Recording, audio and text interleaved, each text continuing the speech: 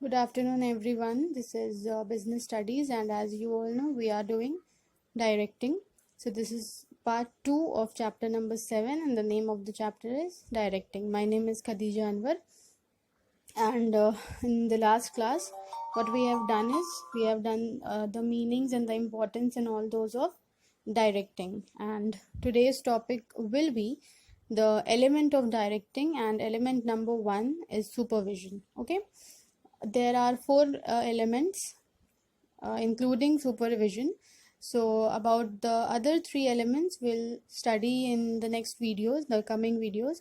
इस वीडियो में हम लोग पढ़ेंगे कि सुपरविजन क्या होता है, एंड वी ऑल नो कि सुपरविजन जो है वो डायरेक्टिंग का एलिमेंट है, और डायरेक्टिंग जो है वो मैनेजेरियल फंक्शन है, मतलब कि it is a function of management.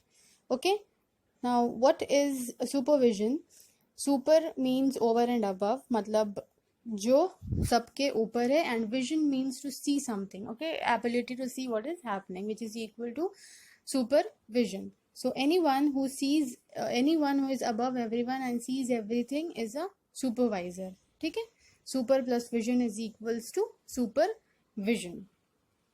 So in every management or in every organization and in every sector एक supervisor होता है, and what does he do? He sees everything, he directs his subordinates, and he is a superior one, मतलब कि वो सबके ऊपर होता है, वो सबके above होता है, and he directs and he manages the works. ठीक है, so we can say कि मैनेजमेंट जो है अपना प्लान्स एंड अपना पॉलिसीज सुपरवाइज़र को बताता है, और सुपरवाइज़र जो है उन्हीं प्लान्स एंड पॉलिसीज़ को फॉलो करते हुए सारे काम को करवाता है with the help of workers and subordinates. ठीक है, तो I will go through the meaning of supervision in the next photo. To add more, a supervisor is important, has an important role, because अगर उससे कोई गलती होता है तो, या अगर कोई काम वो ठीक से नहीं समझा और बिना ठीक से समझे हुए वो उस काम को करने के लिए डायरेक्शन देने लग गया, then it can create a lot of fuss, it can create a lot of difficulties, क्योंकि management totally depends upon the supervisors, क्योंकि वो सारा काम क्या करवाना है, कैसे करवाना है, व्हाट आर द ऑब्जेक्टिव्स, ये बता चुका होता है सुपरवाइजर को. एंड देन सुपरवाइजर जो है वो ऑर्गेनाइजेशन का सब काम जो है वो सबऑर्डिनेट से करवाता है. So a supervisor should be a skilled, a knowledgeable person. ठीक है, experienced person. It refers to monitor the progress of routine work of subordinates and guiding them properly. And a supervisor is a person who oversees what is happening and what is being done by the subordinates and give instructions to ensure optimum utilization of resources. ठीक है guys, एक चीज़ और बता दे कि ये जब हम लोग एलिमेंट्स पढ़ रहे हैं तो it is not necessary to define it in a very vast way. ठीक है, बिकॉज ये जो है डायरेक्टिंग के अंदर का पार्ट है. ठीक है, डायरेक्टिंग का एलिमेंट है, तो you don't have to discuss it you don't have to explain it in a very brief way. Obviously इतना brief तुमको मिलेगा भी नहीं. ठीक है, who is the what is supervision? The man supervisor का जो वर्क होता है उसको सुपरविजन बोलते हैं. और सुपरवाइजर कौन होता है? सुपरवाइजर वो होता है जो कि पूरे काम को सुपरवाइज करता है. सुपरवाइज करता है मतलब डायरेक्ट करता है. ठीक है, सो डायरेक्टिंग हम लोग पढ़ चुके हैं, बट डायरेक्टिंग करता कौन है? एक सुपरवाइजर करता है. इसके आगे हम लोग जो बाकी के एलिमेंट्स है उसमें लीडरशिप आता है. ठीक है, बहुत सारा आएगा, वो हम लोग पढ़ेंगे.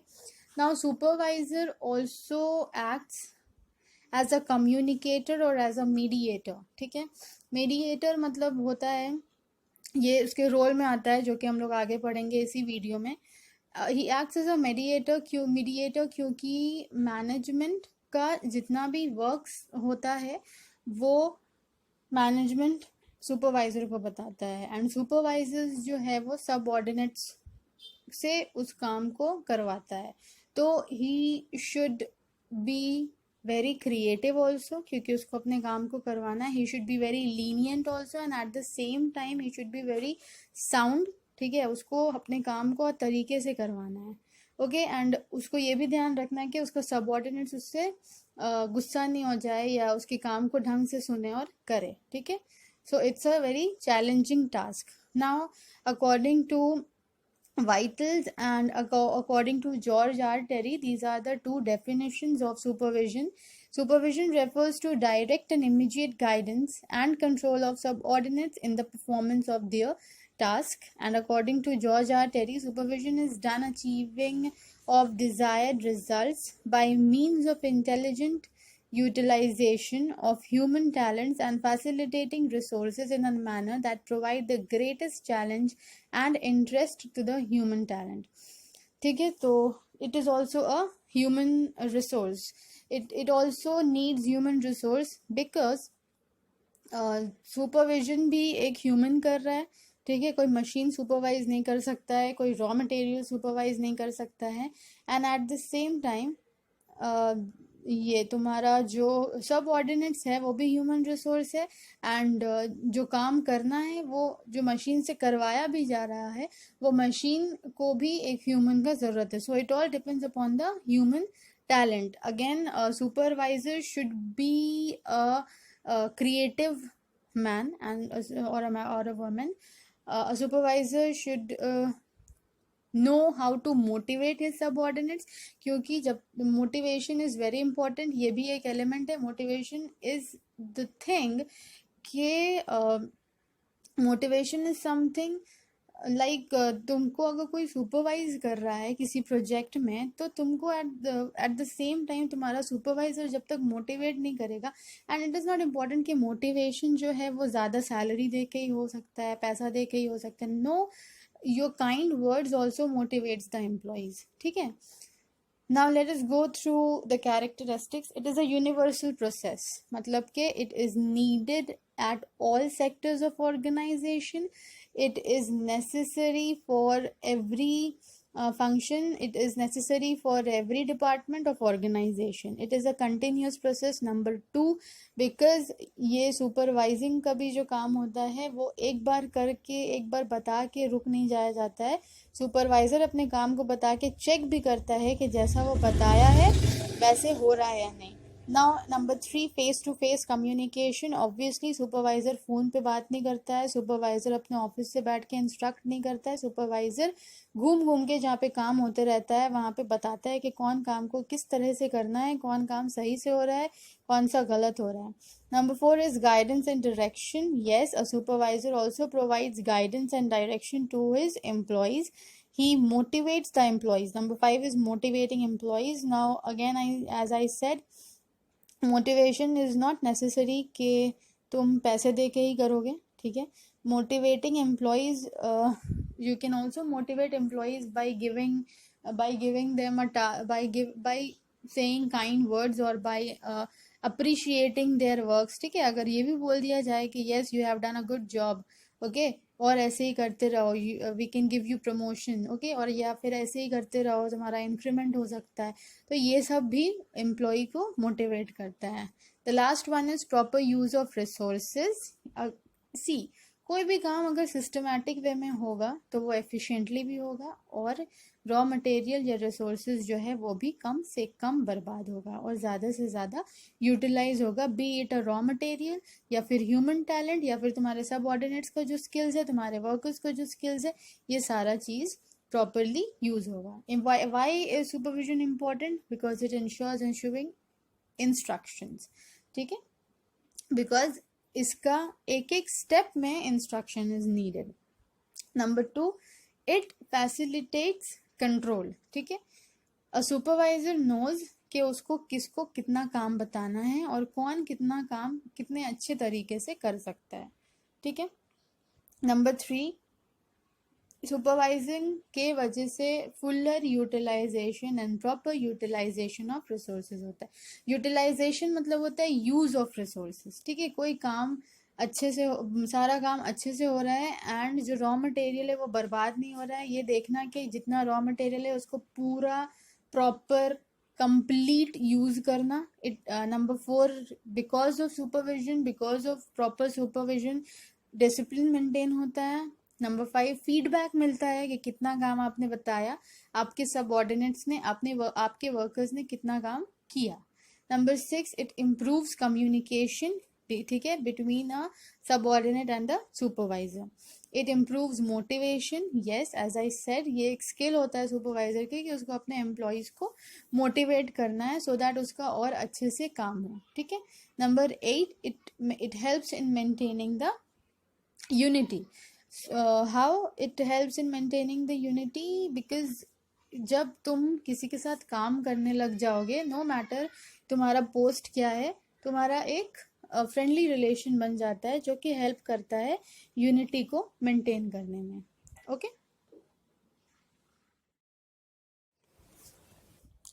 सो by that they can maintain the unity because वो लोग अपना एक साउंड रिलेशन बना के चलते हैं, ठीक है। Now we'll go through the role of a supervisor. So he acts as a key man. The work of putting plans into action is done by non-managerial members who work under the guidance of supervisor. However, at this level, even the little carelessness may ultimately become the cause of closure of the organization. Like I said, कि a key man should act very efficiently and very carefully क्योंकि ज़रा सा भी गलती can cause the closure of the organization. Number 2, B, he acts as a human relations specialist. A supervisor solves the problem of human behavior day to day. क्योंकि supervisor जहाँ पे काम कर रहा है वहाँ पे सबऑर्डिनेट्स का, वर्कर्स का बहुत सारा प्रॉब्लम्स होता है जिसको वो सुनता है एंड ही मेक्स श्योर कि वो उन प्रॉब्लम्स को सॉल्व करे, ठीक है।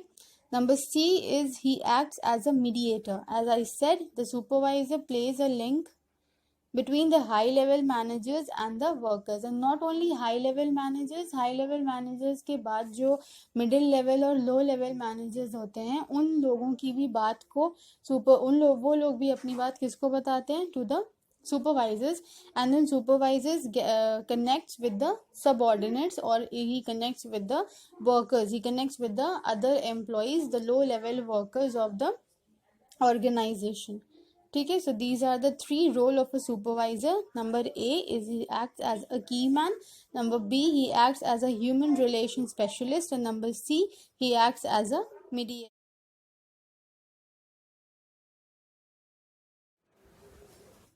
Okay, so we have done with the role of a supervisor.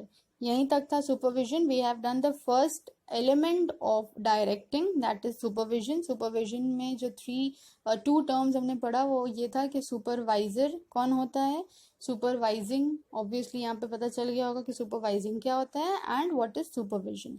Now that's all from the lesson today, but we'll go through some of the important questions जो कि सिर्फ इसी चैप्टर से नहीं है, it is from all the chapters, ठीक है. तो अभी हम सिर्फ एक ही पेज शेयर कर रहे हैं. in the next videos I'll share some more questions, so let's go through the questions. Question number 1 is, what is management? Explain its features, objectives, and its functions and importance. Question number 2, what is business environment? Explain its nature, importance, and its dimensions. Question number 3, what is level of management and its functions? Question number 4, explain how planning reduces the risk of uncertainty. What is planning? What is the process of planning? Explain its features and importance. Next question, what is organizing? Explain its process, characteristics of ideal organization. Next, what is coordination? Explain its importance. Coordination is the essence of management. इस term को define करना है आपको, ठीक है. Next, what is staffing? Explain its process. Next, what is controlling? Explain its process. Next, what is directing? Explain its elements, जो कि अभी हम लोग पढ़ रहे हैं. Next, what do you mean by decentralisation and what are the importance of decentralisation. So students, almost ये सारे क्वेश्चंस को हम लोग पढ़ चुके हैं. So I think you will not find any difficulty questions को सॉल्व करने में, बट एंड मेक श्योर कि ये जो क्वेश्चंस है इसको सॉल्व करो कॉपी में, ठीक है, क्योंकि it's a kind of guess questions जो कि ऑलमोस्ट इसी से मिलता जुलता जो मतलब you have got all we have covered almost all the topics of these chapters. ठीक है, जो नेक्स्ट रहेगा, जो क्वेश्चंस रहेगा वो बाकी के चैप्टर्स का होगा. We have tried to cover the first chapter, ठीक है, जो कि मैनेजमेंट था, वो हम लोग ऑलमोस्ट पूरा कवर किए हैं इन सारे क्वेश्चंस में. तो these are the 9 questions. Go through these questions. If you people will have any difficulty in solving the questions, in solving these questions, किसी का भी अगर आंसर आपको नहीं मिल रहा है या किसी का भी आंसर अगर हम लोग वीडियो के थ्रू डिस्कस नहीं किए हैं, for any doubts, if you are not able to find any answer, you people can comment below कि मैम हमको इसका आंसर नहीं मिल रहा है, so that in my next video I'll try to solve this problem. And और you can mail me on my email ID जो कि ऊपर में दिया हुआ है, reeds03oct@gmail.com. Thank you.